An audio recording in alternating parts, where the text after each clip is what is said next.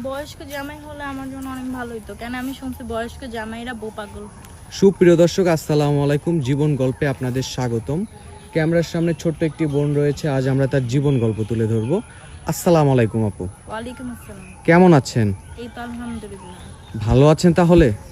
আসলে ভাইয়া মন মানসিকের দিক দিয়ে ভালো নাই, তারপর অনেক সময় আল্লাহকে খুশি করার জন্য বলতে হয় আলহামদুলিল্লাহ ভালো আছি। আপু, আপনার ঈদ কেমন কাটলো? ভাইয়া বলার মতো না, অনেক বাজে। কেন, একটু যদি আমাদের ভেঙে বলতেন দর্শকের উদ্দেশ্যে। ভাইয়া মা বাবা বলতে কেউই তো নাই দুনিয়াতে যে একটা মানে সালাম করে একটা সালামি নিব, এক। দ্বিতীয়ত আছে নানি ছিল, মারা গেছে, নাই, মানে অনেক বাজে কাটছে, মানে ঈদ মনেই হয় না, ঈদের যে একটা আনন্দ ছিল ওইটা আর এখন নাই। মানে ঈদের আনন্দটা আপনি পান নাই, তাই তো? জি হ্যাঁ। আচ্ছা, আপনার পরিবারে কে কে আছে যদি আবার প্রথম থেকে আপনি বলতেন। আমার পরিবারে কেউ নেই বলতে, এখন শুধু আমার একটা খালা